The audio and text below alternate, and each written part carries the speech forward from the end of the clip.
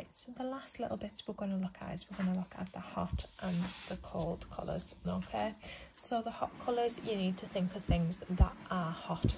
So if you think about fire, if you think about the sun or anything like that, the colours that come to mind, so you would have your reds, your oranges and your yellows. And then when you think about cold, you think about ice, you think about water. So you would have things like blue, green and purple, okay? So I have already done a sort of purple, bluey, green down here as a colour blend, but I'm going to try and make it obvious, make it look a lot cooler. So I'm going to use a light blue and a light green and blend those together because I'm going to keep it quite watery. And then for my hot and my cold, I'm simply going to do a blend. For my hot, I'm going to do a blend between red and yellow. So that's the one I'm going to start with. So we always know, start with our lightest colours. So what I'm doing here is I'm just getting my yellow colour quite strong on my brush. I'm going to again brush to about halfway through of my shape. Then I'm going to wet my brush a little bit more. I'm not going to completely wash the yellow off because I do want it to start to blend and be orangey. So that's where I'm going to start to brush some of the red colour in. And just start to look orange. That's why I'm going to completely wash my brush off now, so that I can get some more yellow back on my brush. Just to encourage that to blend a lot better. And again, just clean off my brush again and bring more yellow back in.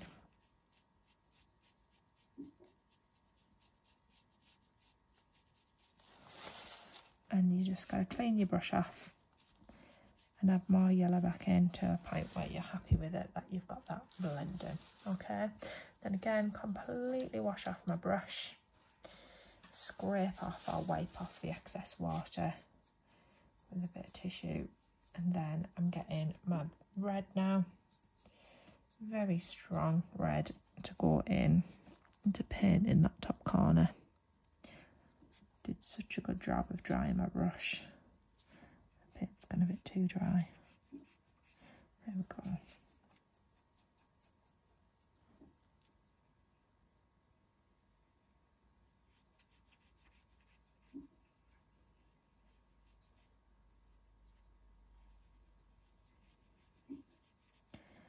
And just try and encourage that to blend with that little orange section there.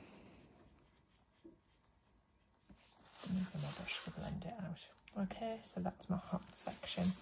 Then for my cold section, what I'm going to do is I'm going to wash my brush off.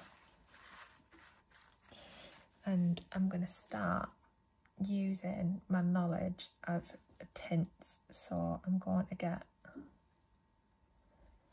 my brush. I'm going to put some of the white acrylic on to start off with, and then I'm going to clean my brush off and I'm going to get some of my blue paint and start blending that together. Now you can see, because I've used the white, that straight away that does look a lot more like a colder colour.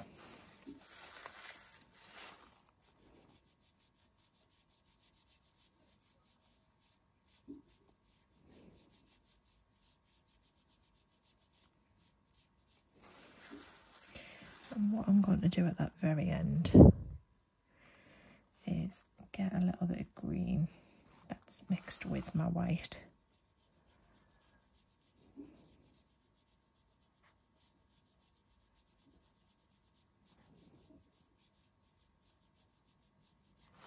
And just mix that in with that pale blue.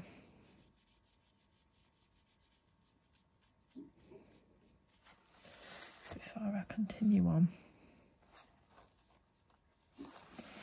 paint in that blue.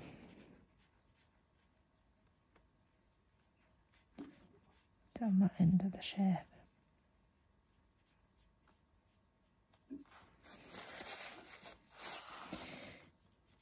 And I'm just wiping off my brush where I feel like I need to blend out.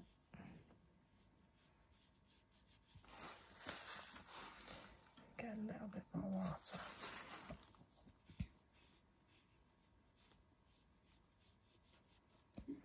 Just try and encourage those areas to blend. And then at the very end again, I'm going to get a little bit of white.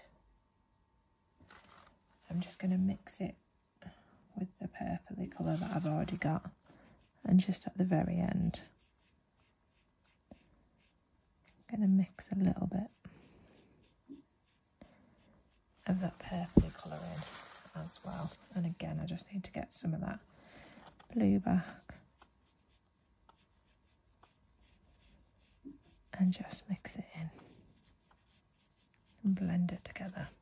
Okay, so then we have got now our hot and cold sections as well, where we've blended from red to yellow for hot, and I've got that purple, blue into green section there for the cold colours as well. And then once you've finished that, that is your colour theory worksheet with watercolour painted complete. Okay, and we're ready to move on and look at actually painting an insect now. Okay, well done.